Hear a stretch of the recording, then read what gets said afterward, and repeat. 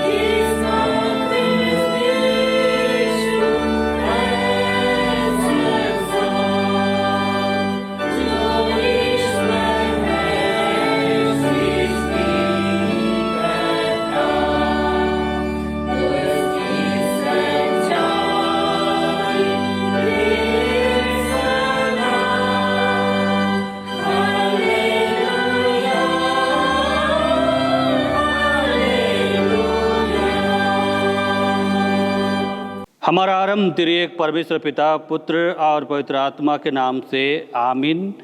हमारी सहायता ईश्वर के नाम से है, जिसने स्वर्ग और पृथ्वी को सिरजा।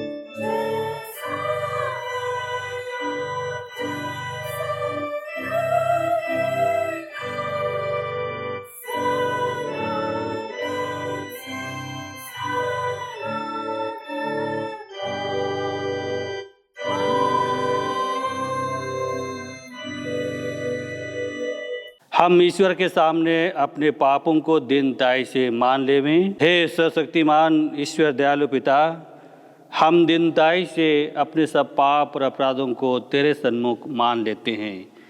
तो अपने प्रिय पुत्र हमारे प्रभु यीशु ख्रिस्त के कारण हम पर दया दृष्टि कर और हमारे सब पापों को क्षमा कर।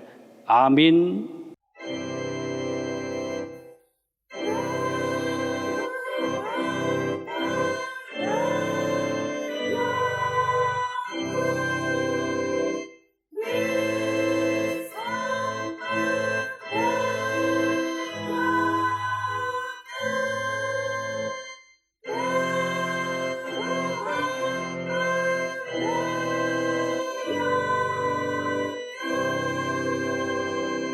प्रभु परमेश्वर यूँ कहता है, मेरे जीवन के सौगंध, मैं दुष्टों के मृत्यु से प्रसन्न नहीं, परंतु दुष्ट अपनी चाल से फिरे और जीवित रहे।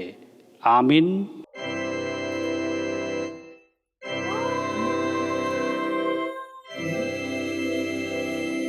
सबसे ऊंचे स्थान में ईश्वर का गुणानुवाद हो।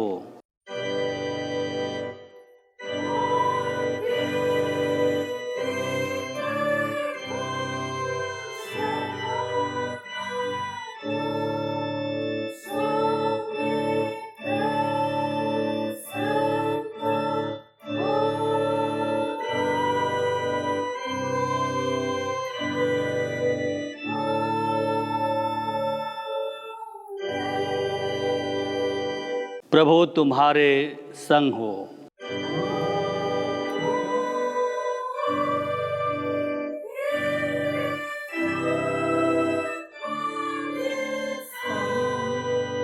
हम प्रार्थना करें। हे प्रिय प्रभु स्वर्गवासी पिता, हम तेरा धन्यवाद करते हैं कि तू अपनी कृपा से हमारा विनाश नहीं चाहता है, परंतु कि हम अपना मन तेरी ओर फिराएं और बच जाएं।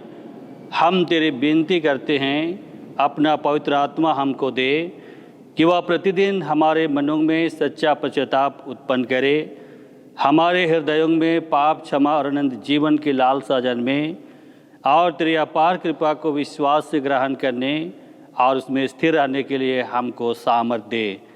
हर प्रकार की परीक्षा में हमको संभाल कि जिससे अनुग्रह के द्वारा अंत में परम सुखी हो जाएं, हमारे प्रभु यीशु ख्रिस्त के द्वारा। आमीन।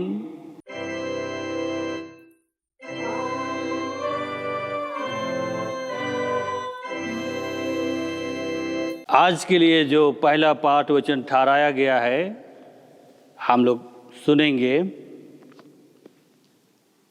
प्रेरितों के काम उसके 8वें अध्याय,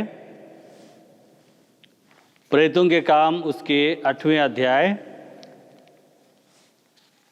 26वें पद से लेकर के आगे 38वें पद तक परमेश्वर का वचन इसमें ऐसा लिखा है, हम लोग ध्यान से सुनेंगे। प्रेरितों के काम उसके 8वें अध्याय 26वें पद से लेकर के 38वें पद तक। फिर प्रभु के एक स्वर्गदूत ने फिलिपुस से कहा, उठ और दक्षिण की ओर उस मार्ग में जा जो यरूशलेम से गाजा को जाता है। यह रेगिस्तानी मार्ग है।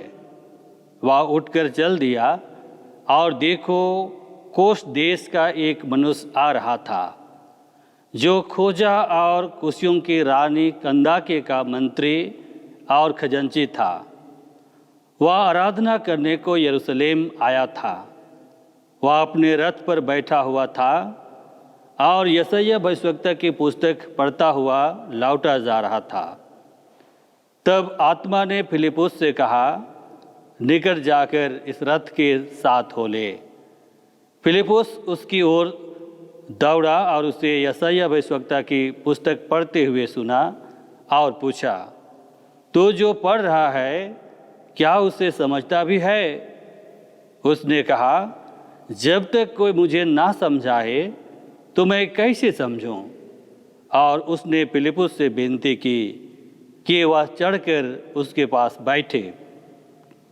पवित्र शास्त्र का जो अध्याय वह पढ़ रहा था वह यह था, वह भेड़ों के समान वध होने को पहुंचाया गया, और जैसा मेमना अपने उन कतरने वालों के सामने चुपचाप रहता है, वैसे ही उसने भी अपना मुंह ना खोला। उसकी दीनता में उसका न्याय नहीं होने पाया। उसके समय के लोगों का वर्णन कौन करेगा? क्योंकि पृथ्वी से उसका प्राण उठा लिया जाता है। इस पर खोजे ने फिलिपुस से कहा, मैं तुझसे विनती करता हूँ, यह बता कि भविष्यवक्ता या किसके विषय में कहता है, अपने या किसी दूसरे के विषय में?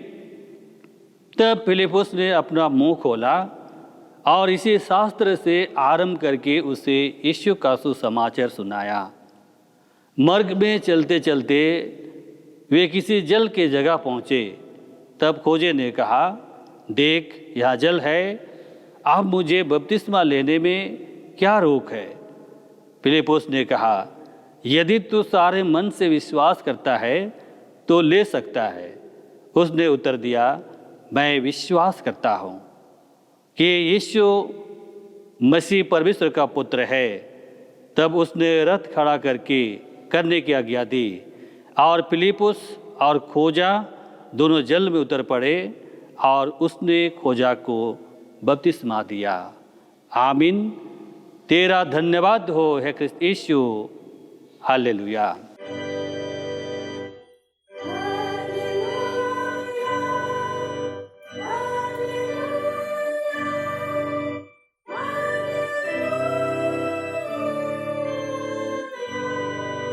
अब हम समस्त क्रिश्चियन कलीसिया के संग अपना महापवित्र विश्वास को मान लेकर के यूँ कहें, मैं विश्वास करता हूँ परमेश्वर पिता पर, जो स्वर्ग और पृथ्वी का सर्वशक्तिमान सृजनहार है, और उसके इकलौते पुत्र अपने प्रभु यीशु ख्रिस्त पर, जो पवित्र आत्मा से गर्भ में आया, कुंवारी मरियम से उत्पन्न हुआ, पंतुस पिलातुस की आज्ञा से दुख उठाया, क्रूस पर चढ़ाया गया, मर गया और गाड़ा गया, पाताल में उतरा, तीसरे दिन मृतकों में से जी उठा, स्वर्ग पर चढ़ गया और परमेश्वर सर्वशक्तिमान पिता के दाहिने हाथ बैठा है, जहाँ से वह जीवितों और मृतकों का विचार करने को फिर आएगा।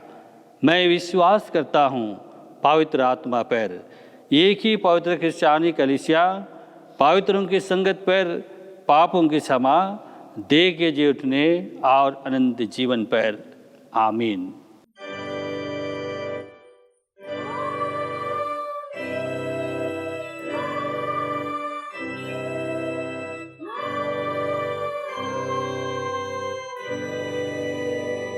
हम लोग आराधना का दूसरा गीत गाएंगे, गीत नंबर 271, सच्ची बानी गीत नंबर 271।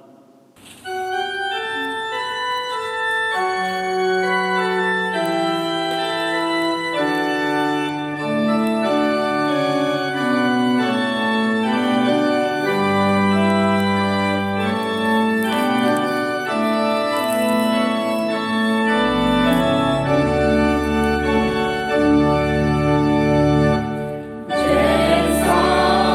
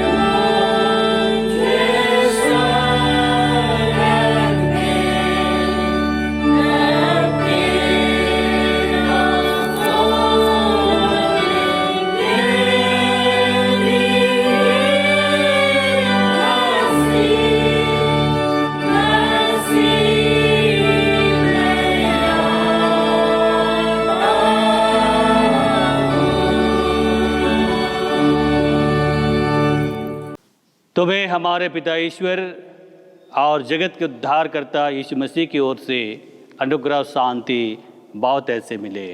आमीन। हम प्रभु का धन्यवाद करें, प्रार्थना करें। हे समर्थी अनुग्रहकारी दयालु प्रभु, तो महान है, अनुग्रहकारी है और निश्चय ही हमें प्रतिदिन एक नया दिन और नया जीवन तो प्रदान करता है। हम सारे मन से तेरा धन्यवाद करते हैं कि आज ऑनलाइन चर्च सर्विस में हम सबों की सहायता किया है कि इसके द्वारा से हम तेरी महिमा करें, तेरे वचन को मनन करें और निश्चय प्रभु तेरा वचन हर एक सुनने वालों के हृदय आत्मा में अधिकाई से बसने पाए। इसलिए हम दया चाहते हैं, तेरे जीवित वचन को मनन करने में तू हमारी सहायता कर। प्रार्थना यीशु के नाम से मांगते हैं, सुन और स्वर्गराज्य में ग्रहण कर। आमीन। आज के लिए जो उपदेश के निमित्त परमेश्वर का वचन ठहराया गया है वह हम सबों को मिलेगा मत्ती रचित सुसमाचार और उसके 5वें अध्याय 20वें पद से लेकर के आगे 26वें पद तक।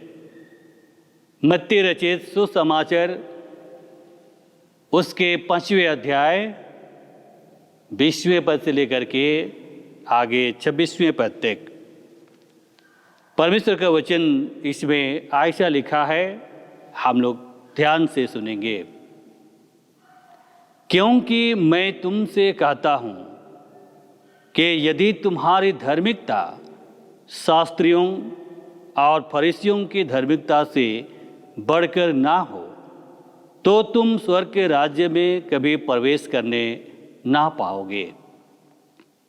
तुम सुन चुके हो कि पूर्व काल के लोगों से कहा गया था कि हत्या ना करना, और जो कोई हत्या करेगा वह कछारी में दंड के योग्य होगा। परंतु मैं तुमसे यह कहता हूँ कि जो कोई अपने भाई पर क्रोध करेगा वह कचहरी में दंड के योग्य होगा, और जो कोई अपने भाई को निकम्मा कहेगा वह महासभा में दंड के योग्य होगा, और जो कोई कहे अरे मूर्ख वह नरक की आग के दंड के योग्य होगा। इसलिए यदि तू अपनी भेंट वेदी पर लाए और वहाँ तो स्मरण करे कि तेरे भाई के मन में तेरे लिए कुछ विरोध है, तो अपनी भेंट वहीं वेदी के सामने छोड़ दे और जाकर पहले अपने भाई से मेल मिलाप कर और तब आकर अपनी भेंट चढ़ा।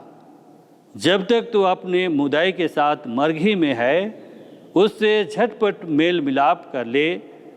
कहीं ऐसा ना हो कि मुदाई तुझे हकीम को सौंपे और हकीम तुझे सिपाही को सौंप दे और तू बंदीगिरी में डाल दिया जाए।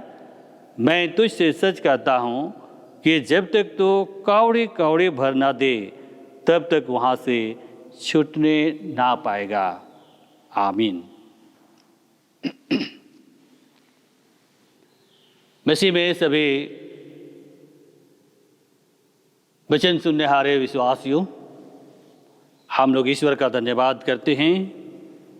आज हम लोग त्रिनिदातीस काल के 6वां रविवार की आराधना में शामिल होने पाए हैं, और आज के इस दिन के लिए जो परमेश्वर का वचन हमारे मनन के लिए ठहराया गया है, यह वचन हम पहाड़ी उपदेश के नाम से जानते हैं, जो यीशु क्रिस्त एक विस्तृत उपदेश दिया है, शिक्षा दिया है अपने चेलों को उस पहाड़ के ऊपर में। और यह न केवल उपदेश था लेकिन अपने शिष्यों का एक प्रशिक्षण था कि इसके बाद में चेले लोग यीशु के साथ उस सेवकाई में जाएंगे, और सेवकाई में कई तरह से व्यवहारिक कठिनाइयाँ आ सकती है, और इसलिए जब तक वे विश्वास में दृढ़ ना हो जाए और परमेश्वर के वचन के गहराई को समझ ना जाए, वे लोग सेवकाई में स्थिर नहीं रह सकते हैं।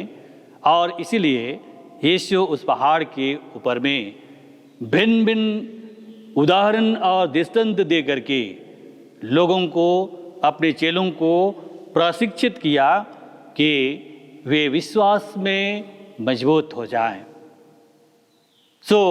हम इसी व्यवहारिक वचन को आज हम मनन करते हैं, जो आज हमारे पूरे गोस्नर एंजेलिकल लुथेरन कलीसिया के लिए उपदेश के निमित्त ठहराया गया है। प्यारे विश्वासियों, हम इस वचन पर ध्यान करते हैं तो हम यही देखते हैं कि यीशु एक व्यवहारिक शिक्षा यहाँ पर दिया है। पद संख्या 20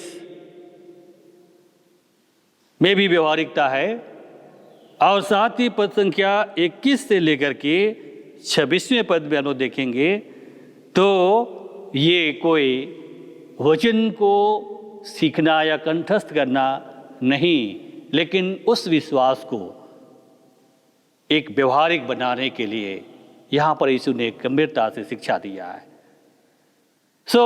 हम यहाँ पर प्राप्त करते हैं और मनन करते हैं, देखते हैं कि 20वें पद में यीशु ने कहा कि क्योंकि मैं तुझसे कहता हूँ कि यदि तुम्हारी धार्मिकता शास्त्रियों और फरीसियों की धार्मिकता से बढ़कर ना हो तो तुम स्वर्ग के राज्य में कभी प्रवेश करने ना पाओगे। यीशु ऐसा क्यों कहा? क्या फरीसी और सदूकियों के धार्मिकता में कमी थी, या ऐसा कहने का तात्पर्य क्या है? वैसे में प्यारे विश्वासियों, हम यहाँ पर दो बातों को देखते हैं, और पहली बातों में हम यही देखते हैं कि फरीसी शास्त्रियों की धार्मिकता में कमी नहीं है। एक साधारण रूप से देखेंगे तो वे लोग व्यवस्था का पालन करने वाले लोग हैं, व्यवस्था को वे लोग भली भांति पालन करते हैं। और साथ ही लोक की किताब 18 उसके 11 और 12वें पद को हम लोग पढ़ेंगे तो एक फरीसी मंदिर में खड़े होकर के प्रार्थना करता है और वो कहता है कि वह अंधेर करने वाला और अन्यायी और व्यभिचारी नहीं है। वो परमेश्वर के सामने प्रकट कर रहा है कि वो व्यभिचारी नहीं है, अंधेर करने वाला, किसी का अन्याय करने वाला नहीं है। परंतु वह क्या करता है कि वह सप्ताह में 2 बार उपवास रखता है। जैसे ही उपवास के विषय में हम लोग जानते हैं, यीशु ने भी उपवास के बारे में शिक्षा दी। पुराने नियम में भी उपवास के विषय में हम लोग जानते हैं कि जब भी कोई स्थिति, कोई विपत्ति लोगों के बीच में आया, लोग उपवास के साथ प्रार्थना की और उस विपत्ति से वे लोग बचाए गए। निनवे नगर की उपवास और विश्वास को हम लोग देखते हैं। वो फरीसी बताता है कि वह सप्ताह में 2 बार उपवास रखता है, और इतना ही नहीं, लेकिन अपनी कमाई का 10वां अंश परमेश्वर को देता है। आज दसवंश के विषय में भी हम लोग देखते हैं, मलाकी की किताब में, उत्पत्ति की किताब में भी देखते हैं। और इसी परमेश्वर की सेवा के लिए लोग दसवंश देते थे, उसको ये फरीसी सदूकी भी, शास्त्री भी पालन करते हैं। वैसे में प्यारे विश्वासियों, वे दान देते हैं, वे किसी का अंधेर नहीं करते, वे व्यवस्था का पालन करते, वे व्यभिचारी नहीं हैं, परमेश्वर की आराधना करने वाले लोग हैं। तब हम यहाँ पर देखते हैं कि तब तो उनमें कुछ कमी नहीं है, इतने विश्वासी हैं। लेकिन यीशु मसीह आज कह रहा है हम सबों को कि जब तक तुम्हारी धार्मिकता शास्त्री और फरीसियों से बढ़कर ना हो तो तुम परमेश्वर के राज्य में प्रवेश ना कर पाओगे। प्यारे विश्वासियों, दूसरी बातें हम लोग देखते हैं, क्या परमेश्वर के राज्य के लिए धार्मिकता की प्रतियोगिता की आवश्यकता है? जी हाँ, आज हम लोग देखते हैं कि इस धार्मिकता का भी प्रतियोगिता दिखाई देता है। आज देश में कई कलीसियाएं और वो कलीसियाएं आज अपने आप को ये दावा करते हैं कि परमेश्वर के राज्य के वारिस हमें, दूसरे लोग उस परमेश्वर के राज्य में प्रवेश नहीं कर पाएंगे। उनका विधि विधान ऐसा है, उनका विश्वास ऐसा है, उनका विश्वास करने का तरीका ऐसा है, और इसलिए हम ही उस परमेश्वर के राज्य के अधिकारी हैं। हम ही को परमेश्वर उस परमेश्वर के राज्य के लिए चुना है। आज ये प्रतियोगिता आज हमारे कलीसिया में दिखाई देता है, और इसलिए हमारे कलीसिया में बहुत सारे लोगों को बहला फुसला करके एक कलीसिया से दूसरे कलीसिया में डाइवर्ट करते हैं, जिसको पुराने नियम में भेड़ चोर कहा गया है, भेड़ों का चुराने वाला भेड़िए कहा गया है। उनके विश्वास को वे लोग भटका देते, जिस विश्वास में बुलाए गए हैं, और तब कई तरह से उनको बहकावे की बातें करते हैं। तो आज हम लोग देखेंगे तो निश्चय ही हमारे इस समय, इस वर्तमान समय में भी हमारे धार्मिकता, हमारे विश्वास में एक प्रतियोगिता की आवश्यकता है, प्रतियोगिता दिखाई देता है। और हो सकता है कि यीशु ने इसी प्रतियोगिता के विषय में कहा होगा कि जब तक तुम्हारा धार्मिकता फरीसी और सदूकियों शास्त्रियों से बढ़कर ना हो तो तुम परमेश्वर के राज्य में प्रवेश ना कर पाओगे। मसीह में प्यारे विश्वासियों, तो भी हम इस वचन के शिक्षा के रूप में हम लोग देखते हैं तो नहीं, धार्मिकता की प्रतियोगिता की कोई आवश्यकता नहीं है, परंतु परमेश्वर का मांग है कि धार्मिकता को व्यवहारिक बनाएं। और वो व्यवहारिकता फरीसी सदूकियों में नहीं था। वे व्यवस्था का पालन करते थे, लेकिन कई प्रकार की बुराई भी करते थे, गरीबों का अन्याय करते थे, गरीबों के सिर के धूल का भी वे लोग लालच करते थे, जो आमोस नबी की किताब में हम लोग वर्णन प्राप्त करते हैं।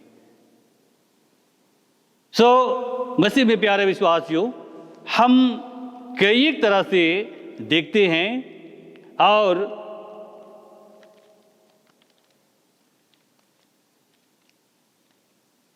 आमोस की किताब उसकी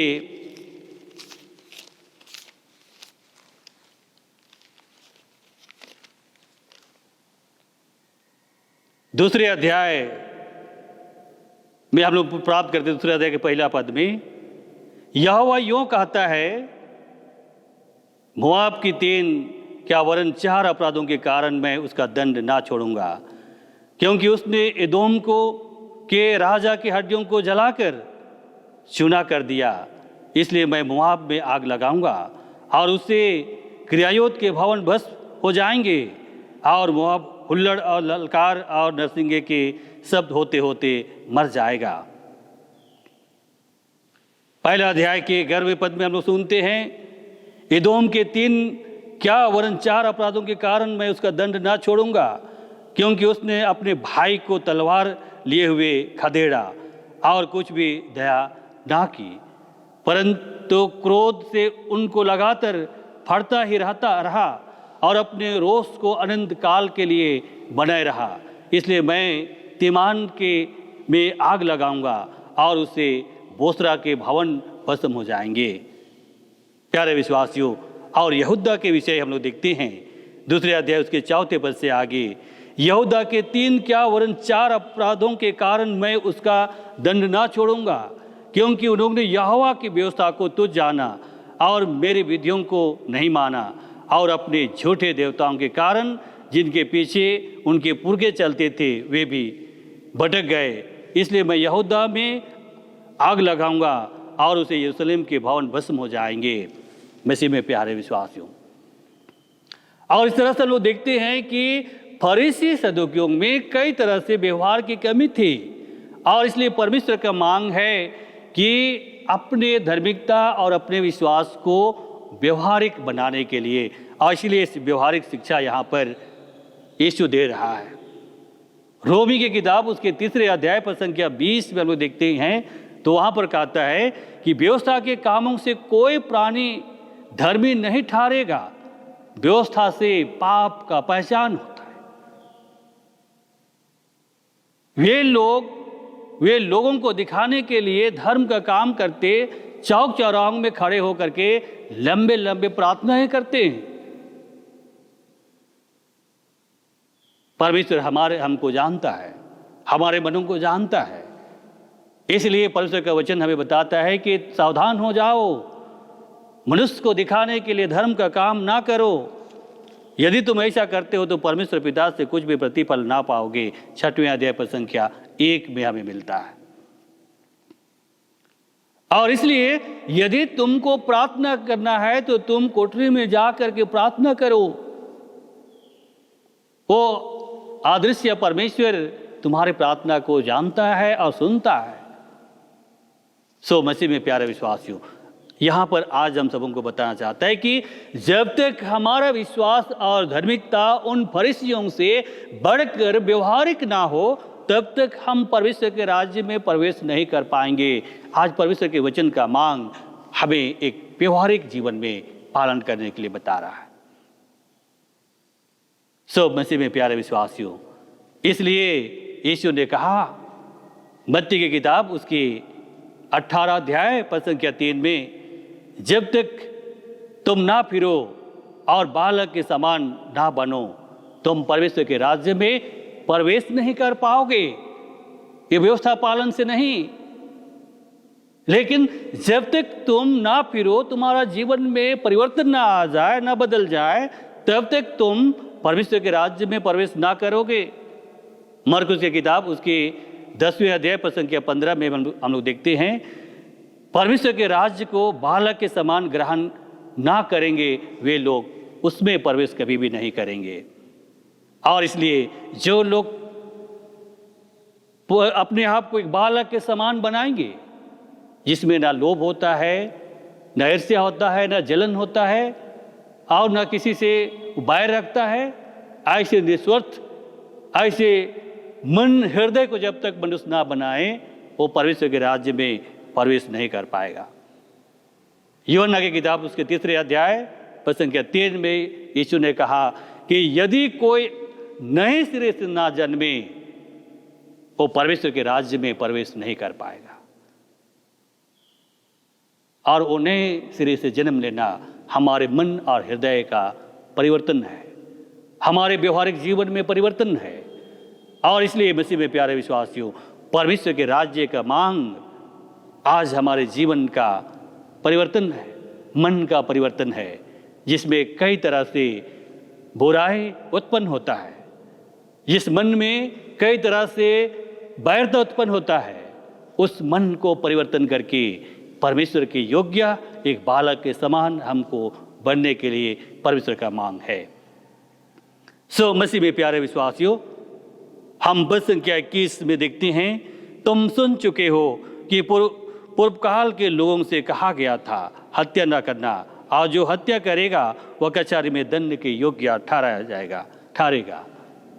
पूर्व काल के लोगों का अर्थ है हमारे वे पूर्वज जिनको परमेश्वर ने व्यवस्था दी थी। और इसलिए यह निर्गमन की किताब 20वें अध्याय पर संख्या 13 से उद्धृत किया गया है। और ये व्यवस्था की बातें हैं, व्यवस्था को यहाँ पर उजागर कर रहा है।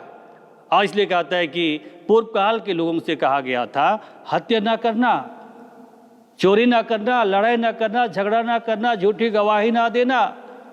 ये तो बहुत सारे व्यवस्था की बातें हैं, ये आज्ञा है, ये व्यवस्था है। और इन सारे व्यवस्थाओं को हमको पालन करना है। सो मसीह में प्यारे विश्वासियों, जो हत्या करेगा कचहरी में दंड के योग्य होगा। ये पाप का पहचान हमें कराता है, व्यवस्था पाप का पहचान कराता है। कहता है कि जो हत्या करता है वो पाप करता है, इसलिए वो दंड के योग्य होगा। मसीह में सभी प्यारे विश्वासियों, पद संख्या 22 का हम देखते हैं, यीशु इस वचन को, इस आज्ञा को दूसरे रूप में शिक्षा देता है। और यीशु कहता है कि जो अपने भाई पर क्रोध करेगा वह कचहरी में दंड के योग्य होगा। व्यवस्था में कहा गया कि जो हत्या करेगा वो कचहरी में दंड के योग्य होगा, लेकिन यीशु यहाँ पर कह रहा है कि जो अपने भाई पर क्रोध करेगा वह कचहरी में दंड के योग्य होगा। अब हम देखते हैं कि ये कौन सा कचहरी है जिसमें एक तो हत्या के दंड उनको मिलेगा, और यीशु का कचहरी जो कह रहा है उसमें केवल क्रोध करने से उनको दंड मिलेगा। मसीह में प्यारे विश्वासियों, और इसलिए हम कचहरी का अर्थ परमेश्वर का न्यायालय के रूप में देखते हैं, क्योंकि वास्तव में क्रोध करने वालों को कचहरी में दंड नहीं दिया जाता, क्योंकि कचहरी को दंड देने के लिए उनको पर्याप्त प्रमाण की आवश्यकता है। परंतु हम देखते हैं कि एक क्रोध करने वाला का क्या प्रमाण हो सकता है, क्योंकि ये क्रोध अदृश्य है और हत्या एक दृश्य है जिसका कई गवाही हो सकते हैं, प्रमाण हो सकते हैं जो उन्होंने हत्याएं की। लेकिन एक मन में क्रोध करने वाला का कोई एविडेंस नहीं है, और बिना एविडेंस का वो कचहरी में उनको दंड नहीं दे सकता है। आज उनको प्रमाण की आवश्यकता है। लेकिन प्यारे विश्वासियों, यीशु यहां पर बताना चाहता है क्योंकि क्रोध वह आवेग है जो हत्या से पहले आता है। जो कोई मनुष्य भी किसी को हत्या करता है उसे पहले उनके मन में क्रोध से उभर जाता है, और क्रोध में आकर के वो उसकी हत्या करता है। और इसलिए मसीह में प्यारे विश्वासियों, क्रोध कई प्रकार के पाप को जन्म देती है। क्रोध से लोग कई तरह से प्रतिक्रिया में उतर जाते हैं। किसी को गाली गलौज देंगे, किसी की हत्याएं करेंगे, और कई तरह से बुराई में उतर जाते हैं। ये मन में पैदा होता है और वो क्रोध उनको कई तरह से प्रतिक्रिया करने में आगे बढ़ाता है। और इसलिए यीशु कहता है कि इस क्रोध करने वालों को दंड मिलेगा, और वो कचहरी में दंड मिलेगा, और वो कचहरी परमेश्वर का न्यायालय है जिसमें परमेश्वर को दंड देने के लिए कोई गवाही की आवश्यकता नहीं, क्योंकि वो हमारे मनों को भली भांति जानता है। और इसलिए परमेश्वर के उस न्यायालय में मनुष्य को दंड देने के लिए कोई गवाही की आवश्यकता नहीं है। परमेश्वर अंतर्यामी है। आज हम क्या सोचते हैं, क्या करते हैं, सब कुछ परमेश्वर जानता है, और इसलिए परमेश्वर के उस न्यायालय में क्रोध करने वालों को दंड मिलेगा। प्यारे विश्वासियों, इसलिए इफिसी की किताब उसकी 4 अध्याय पद संख्या 26 में हम लोग देखते हैं, जहां वचन हमें बताता है, क्रोध तो करो पर पाप मत करो, तुम्हारा क्रोध सूर्यास्त होने तक ना रहे। मनुष्य स्वभाव में निश्चय ही क्रोध मनुष्य के जीवन में आ सकता है, लेकिन तुम पाप मत करो, उस क्रोध के आधार पर तुम प्रतिक्रिया मत करो, और तुम्हारे क्रोध एक लंबे समय तक ना रहे, लेकिन सूर्यास्त होते तक तुम्हारा क्रोध मिट जाए। सो प्यारे विश्वासियों, 23 से लेकर के आगे 26वें पद में हम लोग देखते हैं, यीशु बताना चाहता है कि यह किसी व्यक्ति के लिए पर्याप्त नहीं है कि वह किसी की हत्या ना करे, परंतु उसे चाहिए कि वह क्रोध और बदले की भावना जो उनके मन में उत्पन्न होता है, जो क्रोध हत्या करने तक उनको पहुंचा देता है, उस मन को वो नियंत्रण करे, उस बदले की भावना को बदल दे कि वो किसी दूसरे के प्रति किसी तरह से क्रोध उनके मन में ना रहे। और इसलिए मनुष्य को चाहिए कि अपने हृदय में आने वाले ये क्रोध और बदले की भावना को अपने हृदय से दूर रखे, जिससे कि उनका जीवन में किसी तरह से पाप ना हो। मसीह में प्यारे विश्वासियों, और तब आगे हम सबों को बताना चाहता है, 24वें पद में हम लोग देखते हैं, 23वें पद से आगे हम लोग देखते हैं, यदि तू अपनी बेंट बेदी पर लाए और वहां तो स्मरण करे कि तेरे भाई के मन में तेरे लिए कुछ विरोध है, तो अपनी बेंट वही बेदी के सामने छोड़ दे। आज हमारे आराधनालय में हम बहुत सारे बेंट चढ़ाने के लिए आते हैं।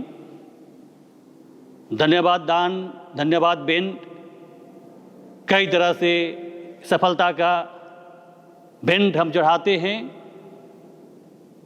लेकिन मसीह में प्यारे विश्वासियों, हम उन बेंट चढ़ाने वालों के भावनाओं को नहीं देख सकते, नहीं जानते कि वो किस भावना से वो भेंट चढ़ा रहा है। कई एक लोग तो लोगों को दिखाने के लिए भी करते हैं कि हमने इतना दान, इतना पैसा का दान हमने भेंट चढ़ाया। लेकिन मसीह में प्यारे विश्वासी, हमारे मनों को प्रभु यीशु मसीह भली भांति जानता है, और इसलिए परमेश्वर यह जानता है कि आप कितना देते हैं वो परमेश्वर के लिए महत्व नहीं है, लेकिन आप परमेश्वर के लिए किस भावना से देते हैं, किस मन से देते हैं, वो परमेश्वर के लिए अधिक जरूरी है। और इसलिए यहाँ पर बताना चाहता है कि यदि तुम वेदी पर बेंट चढ़ाने के लिए आते हो और तुमको स्मरण आए कि तुम्हारे भाई के प्रति कुछ विरोध है, क्रोध है, तो तुमको बेंट चढ़ाने की आवश्यकता नहीं। तुम पहले जाओ, अपने भाई से मेल मिलाप करो और तब आकर के बेंट चढ़ाओ। यह भाई का अर्थ केवल अपना सगे भाई नहीं, लेकिन भाई का अर्थ एक मानव जाति है। भाई का अर्थ क्रिस्तीय विश्वासी है। भाई का अर्थ हमारे सभी प्रियजन लोग, सभी लोग हैं जिनके संगति में हम रहते, जिस समाज में हम रहते, सब लोग हम भाई भाई। और इसलिए भाई कहने का अर्थ केवल अपना सगे भाई नहीं, लेकिन हमारे हर एक संगति में आने वाले सभी लोग, यानी पूरे मानव जाति के लोग, हम एक भाई के समान हैं। और इसलिए हमको चाहिए कि हम उनसे मेल मिलाप करें। ये हमारे लिए सबसे बड़ी बलिदान है। और इसलिए यहाँ पर बताना चाहता है कि परमेश्वर किसी ऐसे व्यक्ति की उपासना को ग्रहण नहीं करता जो अपने भाई को क्षमा ना किया, अपने सगे संबंधियों को क्षमा ना किया हो, अपने किसी भी लोग जिससे बैर है उसको क्षमा ना किया हो, क्योंकि ये मसीह जीवन का सबसे बड़ा आधार है, एक क्षमाशील जीवन। और इसलिए हम प्रतिदिन प्रभु की प्रार्थना में हम उच्चारण करते हैं कि जैसे मैंने दूसरों के अपराध को क्षमा किया, वैसे ही तुम भी मेरे अपराध को क्षमा करो। लेकिन प्यारे विश्वासियों, ये केवल और केवल हम अंगीकार करते, मुंह से बोलते, लेकिन व्यवहारिक जीवन में ये है अथवा नहीं, ये केवल और केवल परमेश्वर जानता है। और इसलिए पहले तुम जाओ, अपने भाई को अपराध को क्षमा करो, उनसे मेल मिलाप करो, और तब आकर के तुम बलिदान चढ़ाओ। सो मसीह में प्यारे विश्वासियों, परमेश्वर किसी ऐसे व्यक्ति की उपासना को, किसी ऐसे व्यक्ति के भेंट को ग्रहण नहीं करता जब तक किसी के प्रति बैरता है, विरोधता है, और जब तक उसको हम क्षमा नहीं करते, परमेश्वर हमारे भेंट को ग्रहण नहीं करता। और इसलिए सबसे बड़ी बात है कि जो अपने शत्रु से मेल मिलाप ना किया हो, वो परमेश्वर से मेल मिलाप नहीं कर सकता है। यीशु ने कहा, जो मेरे इन छोटे से छोटों के साथ किया, वो मेरे साथ किया। यदि अपने भाई से क्रोध करे और कहे कि मैं परमेश्वर से प्रेम रखता हूं, यह संभव नहीं है, जिस परमेश्वर को हमने कभी नहीं देखा है। हम जिसके साथ रहते हैं उसके अपराध को हमने क्षमा नहीं किया, उससे हम बैर रखते हैं और कहेंगे कि हम परमेश्वर से प्रेम रखते हैं, यह हमारे लिए संभव नहीं। और इसलिए भेंट से अधिक मेल मिलाप को यहां पर स्थान दिया है। हम मनुष्य से मेल मिलाप करते हैं, परमेश्वर से मेल मिलाप करते हैं। हम मनुष्य के अपराध को क्षमा करते हैं, हमारे अपराध को परमेश्वर क्षमा करता है। सो प्यारे विश्वासियों, बलिदान से बढ़कर के आज क्षमा और एक दूसरे से मेल मिलाप का जीवन महत्वपूर्ण है। और इसलिए मत्ती की किताब उसके 9वें अध्याय पद संख्या 13 में परमेश्वर का वचन बताता है कि मैं बलिदान नहीं दया चाहता हूं।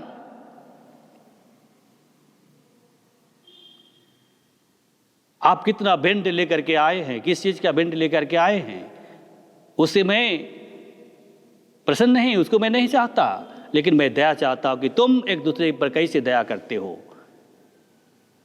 होशे का किताब 6वें अध्याय पद 6 में बताता है कि मैं बलिदान से प्रसन्न नहीं, लेकिन स्थिर प्रेम से प्रसन्न होता, जो प्रेम में स्वार्थ नहीं हो, जो टलने वाला नहीं हो। हम निस्वार्थ यदि किसी पर सेवा करते, प्रेम रखते हैं, तो परमेश्वर बताता है कि मैं बलिदान से प्रसन्न नहीं, लेकिन स्थिर प्रेम से प्रसन्न होता। वो प्रेम आज हमारे बीच में दिखाई देने की आवश्यकता है। ये बलिदान से बढ़कर की, भेंट से बढ़कर की और उपासना से अधिक महत्वपूर्ण है। और यीशु मसीह आज हमारे जीवन से यही चाहता है। और इसलिए हमको क्षमा, दया और मेल मिलाप को व्यवहारिक बनाना है। तब हम परमेश्वर के सामने भेंट अर्पण कर सकते हैं, परमेश्वर की आशीष को हम अपने जीवन में प्राप्त कर सकते हैं। सो मसीह में प्यारे विश्वासियों, रोमी की किताब उसके 12 अध्याय हम लोग इसको भली भांति जानते हैं, जिसमें परमेश्वर का वचन लिखता है, इसलिए हे भाइयों, मैं तुमसे परमेश्वर की दया स्मरण दिलाकर विनती करता हूं कि अपने शरीरों को जीवित और पवित्र और परमेश्वर को भावता हुआ बलिदान करके चढ़ाओ, यही तुम्हारी आत्मिक सेवा है।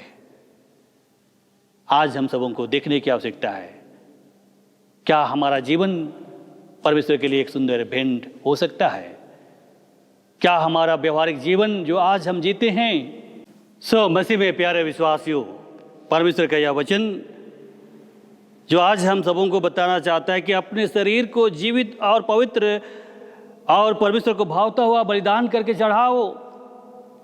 जीवित तो हम सब लोग हैं और जीवित है, इसीलिए परमेश्वर की आराधना कर रहे हैं। लेकिन फिर भी परमेश्वर का वचन क्यों यहाँ पर कहता है कि जीवित और पवित्र परमेश्वर को बलिदान चढ़ाओ? परमेश्वर का वचन हम सबों को बताना चाहता है कि जीवित वे लोग हैं जो परमेश्वर को जानते हैं, परमेश्वर के अनुग्रह को जानते हैं, परमेश्वर की दया को जानते हैं, परमेश्वर का भाई मानते हैं। वे परमेश्वर की दृष्टि में जीवित हैं। और जो लोग इस संसार के बुराई के आधार पर जीवन जी करके भी जीवित है, वे लोग एक मुर्दे के समान। एफिसी की पत्री 5वें अध्याय में हम लोग मनन करते हैं। वे आत्माएं मरी हुई है जो परमेश्वर को नहीं जानते और हमेशा अपने जीवन में बुराई का काम करते, एक दूसरे से क्रोध करते, बैर रखते, लड़ाई झगड़ा करते। परमेश्वर आज हम सबों से यही मांग कर रहा है कि परमेश्वर के लिए वो आत्मा, वो जीवित आत्मा लेकर के आए जो हम परमेश्वर को जानते हैं। आज परमेश्वर हम सबों से यही चाहता है कि उस सुंदर जीवन को परमेश्वर के लिए बलिदान चढ़ाओ, जिस जीवन से परमेश्वर प्रसन्न है। परमेश्वर इस वचन के द्वारा से हम सबों को बहुत ऐसे आशीष प्रदान करे। आमीन। आइए हम प्रार्थना करें। सर्वशक्तिमान अनुग्रहकारी दयालु प्रभु, हम तेरा धन्यवाद करते हैं। तूने हम सबों को अपने जीवित वचन को मनन करने में सहायता किया है। हम प्रार्थना करते हैं, हमें सामर्थ्य दे कि तेरे जीवित वचन को हम अपने हृदय में रख सकें और इस वचन की शिक्षा को निश्चय ही तेरे मांग के आधार पर हम व्यवहारिक बना सकें। प्रार्थना हमारे उद्धार करते यीशु ख्रिस्त के नाम से मांगते हैं। सुन और स्वर्ग राज्य में ग्रहण कर। आमीन। हम लोग आराधना के अंतिम गीत गाएंगे, गीत नंबर 165, साक्षीवाणी गीत नंबर 165।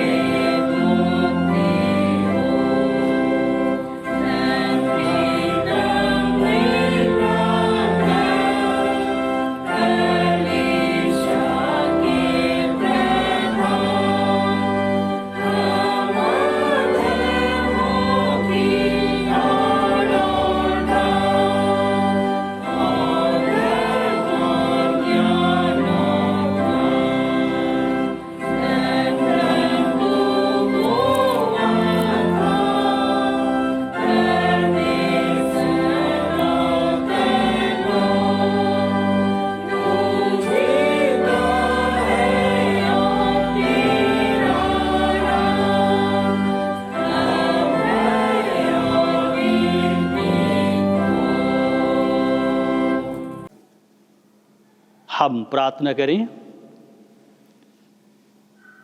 सेनाओं के यहोवा पिता परमेश्वर, हम तेरा धन्यवाद करते हैं। निश्चय है तो हम सबों के साथ है।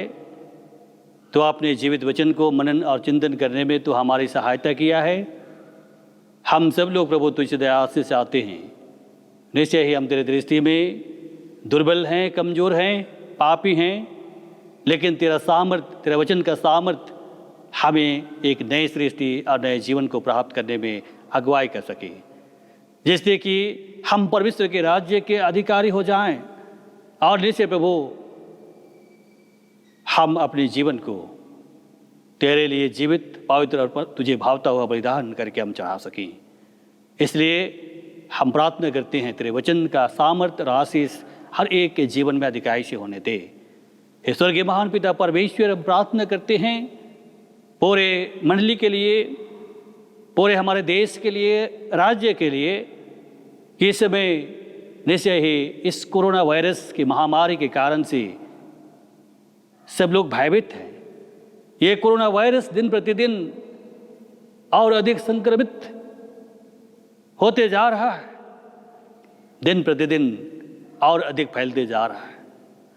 परमेश्वर प्रभु, हम तुझसे प्रार्थना करते हैं सुरक्षा और इस कोरोना वायरस को समाप्त करने का सामर्थ्य तेरे पास है। हम तुझसे दया आशीष के लिए प्रार्थना करते हैं। इस कोरोना वायरस के सामर्थ्य को परमेश्वर प्रभु तो आप समाप्त कर दे, जिससे कि हमारे पूरे देश, पूरे राज्य, हमारे कलीसियाएं सुरक्षित जीवन प्राप्त कर सके और हर एक का जीवन प्रभु तुझे धन्यवाद देने का जीवन होने पाए। सो प्रार्थना करते हैं हर एक विश्वासियों के साथ हो, हर एक विश्वास को तो दृढ़ है कर, जिससे कि जिस परिस्थिति में है उसी परिस्थिति में अपने विश्वास की रक्षा करेंगे और निश्चय प्रभु हर एक का मन हृदय तुझे धन्यवाद देने का जीवन होने पाए। सारा आदर महिमा हम तुझे ही देते हैं और प्रार्थना हमारे उद्धार करते यीशु ख्रिस्त के नाम से मांगते हैं। सुन और स्वर्ग राज्य में ग्रहण कर, आमीन। हे हमारे पिता, तू जो स्वर्ग में है, तेरा नाम पवित्र किया जावे, तेरा राज्य आवे, तेरी इच्छा जैसे स्वर्ग में है वैसे इस पृथ्वी पर भी होवे। हमारे प्रतिदिन की रोटी आज हमको दे और हमारे अपराधों को क्षमा कर जैसे हम भी अपने अपराधियों को क्षमा करते हैं, और हमको परीक्षा में मत डाल परंतु बुराई से बचा, क्योंकि राज्य और पराक्रम और महिमा सदा तेरे ही हैं, आमीन।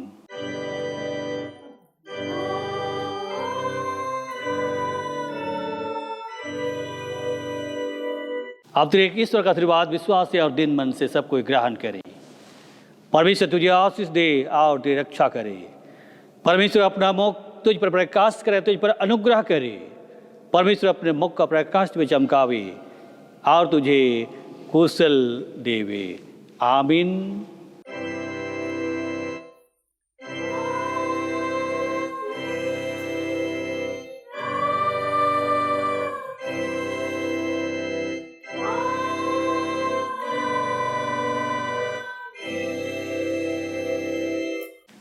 यीशु है।